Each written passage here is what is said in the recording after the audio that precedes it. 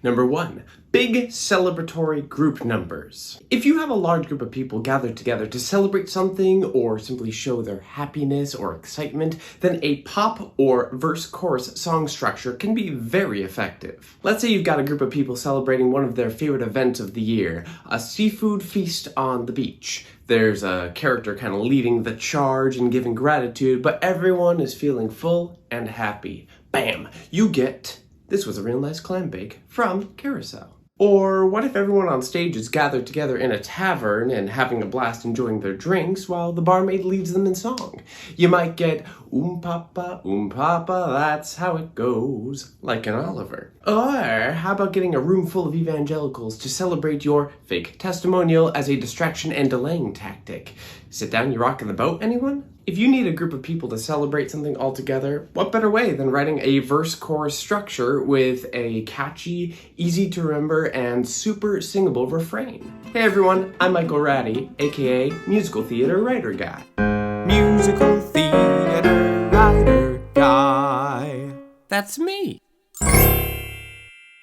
Welcome to my channel where I talk about everything musical theater from a storytelling perspective. I upload videos every other Friday, so make sure to subscribe and hit that notification bell to never miss an episode. As a performer, composer, lyricist, librettist, musical director, and vocal coach, I believe that understanding effective musical theater storytelling can help theater makers of all kinds to create high-quality art and entertainment. Whether you're a writer, performer, director, designer, producer, stagehand, audience member, a professional artist aspiring, or you simply love the theater, my goal is to present you with an informational toolkit that will enhance your theatrical experiences and help to bolster your enjoyment of the theater. Today we are discussing 5 uses for the verse-chorus song structure in musical theater. We already talked about number 1 on the list, but there are plenty more to come. I thought this topic deserved a video after I teased back in the mini-series on the 32-bar chorus that verse-chorus does have its uses,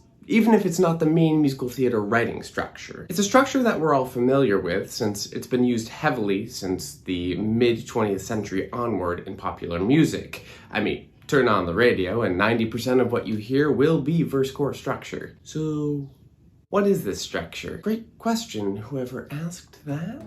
Michael, it's 5 after. Let's get this show going. In pop music, this verse-chorus structure can take many forms and is often tweaked, but we can think of the basics as 2 verses, a chorus, a verse and a chorus, a bridge or instrumental, and then another chorus or 2. We could write this out as verse, verse, chorus, bridge, chorus, chorus. And then we can add, delete, or tweak from there. As we talked about in the 32-bar mini-series, this structure isn't really ideal for most musical theater songs since the repetitious nature doesn't really allow us to explore topics and themes in depth, to learn more about the characters, or to move the plot forward. In fact, these tend to work best at moments of rest, at least in classically written shows. But let's be more specific, and with more examples. Number 2. Group think songs. Similar to the first category, these songs are where large groups of people would be singing the same music and lyrics because they're thinking or feeling the same thing. The major difference here is that they aren't necessarily about celebration. These come in many, many different forms. They're often patriotic pieces, which happen a lot in Americana-style shows. However, I think my favorite example is Edelweiss from The Sound of Music. These are also really useful in moments where a group of people is being convinced of something or brainwashed somehow, like in the chorus of You Got Trouble from The Music Man, or in the anthemic and absolutely terrifying Tomorrow Belongs to Me from Cabaret. Or it could just be a shared opinion, like the chorus enjoying the taste of human flesh meat pies in God That's Good. Sweeney. Number 3. Long musical scenes or montages. Whether these take place at the beginning of a show, the end of Act 1, or somewhere in between, a repetitive choral refrain is an excellent way to weave together long bouts of spoken or sung dialogue. One Short Day from Wicked is an excellent example of how we could use verse-chorus to have us all experience together a full day for Elphaba and Glinda within the Emerald City, but just in a few minutes. Les Mis begins with a lengthy prologue, but the actual opening number, at the end of the day, is a long musical scene during which we learn a lot about the time, the place, and the characters. And although really a chorus line is filled with montage moments, its opening of God, I Hope I Get It is an excellent example of a mixture between montage and groupthink, which together get the show going. Number 4, diegetic songs. Dude, Michael, always with the terms. Yeah, man, that's how we learn and grow and blossom. Diegetic songs are songs in the musical where the characters are actually aware that people are indeed singing. Most of the time we suspend our disbelief and we act as though the sung material is just these characters living their lives, but in these instances everyone is aware of the singing. Much of the entire show of Cabaret is diegetic since it's about a nightclub cabaret. Now these are excellent moments for a character to sing a pop-sounding tune since they rarely have to move the story forward.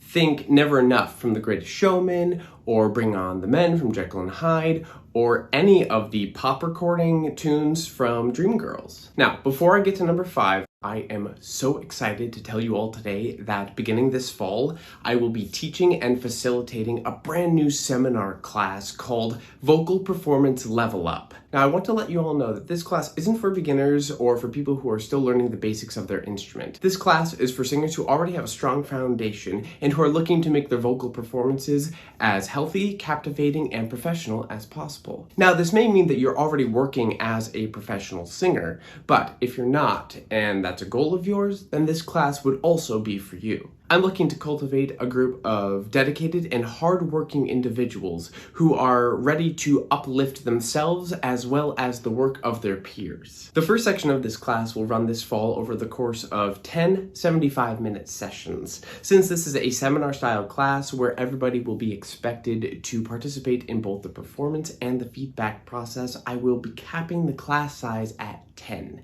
Yes, this does mean that spots are highly limited.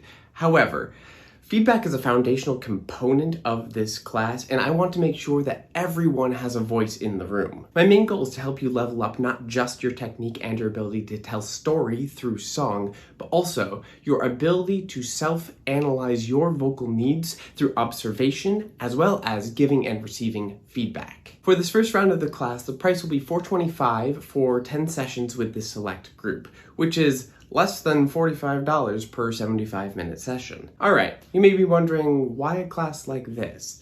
Well, in my experience with vocal education, I found that I didn't really enjoy always having to rely on my voice teachers for my vocal health. It's great that I had such wonderful coaches over the years who could teach me how to better use my instrument, but I found that when I didn't have access to them for a lesson, I wasn't sure how to know if I was doing what needed to be done for my voice and for my body. Sure, I knew when I sounded good or when something felt a little strained, but I didn't have the tools available to truly self-analyze, and no one was really teaching this to musical theater performers. But I've seen how having this ability can change a singer's life and open up an entire vocal world. It happened to me, it's happened to many of my students, and it can happen to you too. We're about to enter a new chapter in the book of musical theater, and I want to make sure that those who are dedicated to this craft can begin that chapter with great technique and ability, sure, yes, but also with the confidence that they have the tools available to them necessary to sing with health and with freedom. It's just too important. And to be able to uplift others as well, that certainly doesn't hurt at all. So if you would like to join me for this fall's Vocal Performance Level Up class, head on over to michaelratty.com to contact me and set up a free consultation. We'll hop on a Zoom call together to chat about your goals and why you think this class would be a great fit for you and for where you are in your vocal journey. I want to make sure that we are curating the right group of individuals, so this call will be important. But since there are only 10 spots maximum available, don't wait too long. Okay. I can't wait to chat with you so soon about how we're going to level up your vocal performance. And so, finally, number 5, jukebox musicals. Now, I'm using this term broadly to refer to any musical in which the entirety of the score is popular tunes that already existed previously. There's more nuance here, but that's for another day. Shows such as Mamma Mia, Jersey Boys, Jagged Little Pill, American Idiot, and even Movin' Out. These are all shows that use a pre-existing catalog of music and still find a way to tell the story. Oftentimes, this means that the music and the lyrics remain unchanged, and the stage action generally reflects the tones and the themes of the song. Rarely are the lyrics being used as actual dialogue on stage. And often, the storytelling during these songs takes place mostly with dialogue interspersed or with movement. These shows definitely use the other four categories as well, but I thought we could be more specific about how jukebox musicals can really operate in their storytelling entirely through verse-chorus song structure. And there it is, my friends. 5 ways in which verse-chorus pop structure is useful in musical theater. It may not be the most common song structure across the genre, but it can be a darn useful one. Alright, fellow cast members, now it's time to hear your thoughts. If you like this video and are interested in hearing more, make sure to hit that like button and, more importantly, leave a comment below. Let me know what you thought about today's topic. Did I leave out a category? Are there better examples out there? Or just let me know, what are your favorite verse-chorus songs in musical theater? The theater is a community, and I want this channel to be an extension of that community, so I really do want to hear from you.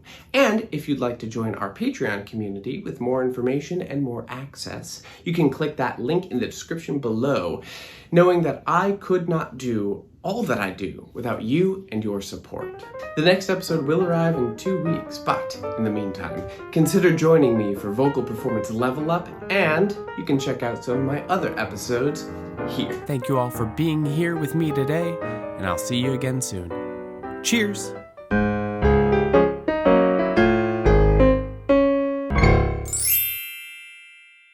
The olde pig, the olde... Hello? Uh-oh.